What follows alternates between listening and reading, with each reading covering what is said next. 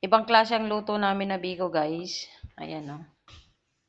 Gawa kami ng biko ni Madam.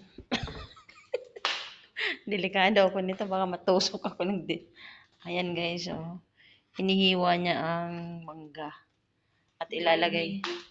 Dry mango yan. Ayan, oh. Ayan si Madam na isa. Ayan. At ito ang ginagawa namin biko. Biko ba tawag dito, be? Ibang klase itong biko natin. Halo-halo. May condensed po kaming nilagay, guys. Ayan. Paraan lang. Diba? Ganito ang buhay natin dito sa, iba yung, ano tawag doon? Karagatan. Ilog po, ilog. Ilog daw, hindi karagatan. Ilog lawa. Ayan, lalagyan pa namin ng cheese. Biko ba itong ginagawa natin, boy? Ayan siya, guys. Oh. Palabasan dyan, yun na yun. Diba? Makikita niyo to guys sa YouTube ko. Pero hindi siya naka-subscribe kasi ayaw ko ipakita sa kanya YouTube ko. Ayan siya, guys. Pag nakilala niyo yan. Uy, mayaman yan. Kala niyo.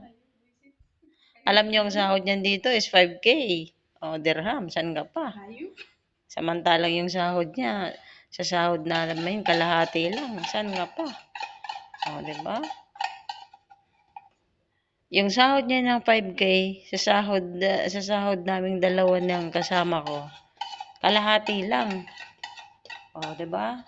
Kaya mayaman to si Madam, oh, naka-gold. Ayan, no? Naka-gold siya. O, diba? O, bakit? Totoo naman, ah. Ba't nakakahiya? Totoo naman sinasabi ko. Tignan mo talaga ito mamaya sa YouTube. Na YouTube ka na talaga.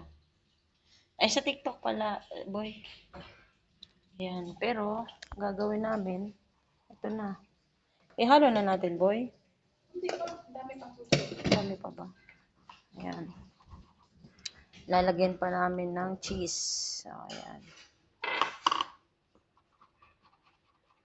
Kasi pag nagbibiko kasi ako, iba boy eh. Pero ito talagang masarap to. Pero, dahil sa biko na yan, alam mo na, masarap to. Pagdating sa biko, yan.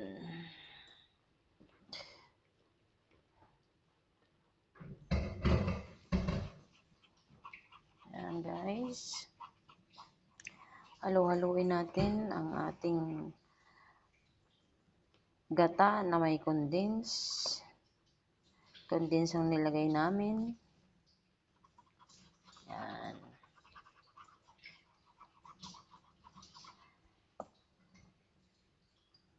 Yan, guys. Yan. Sobrang tamis nito, boy, kasi may mangga na, may condense pa, no? Di pa naman Christmas, pero gumawa na si boy. Kasi dito kami sa bahay nila. Sa linggo, uuwi na kami. Halu-haluin lang natin hanggang sa... Saan? Saan? Ayan. Sobrang masarap to, guys. Nilagyan ko din ng vanilla. Ayan.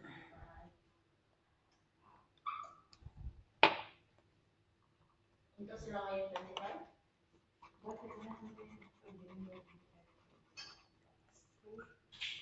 Oh, di ba, guys?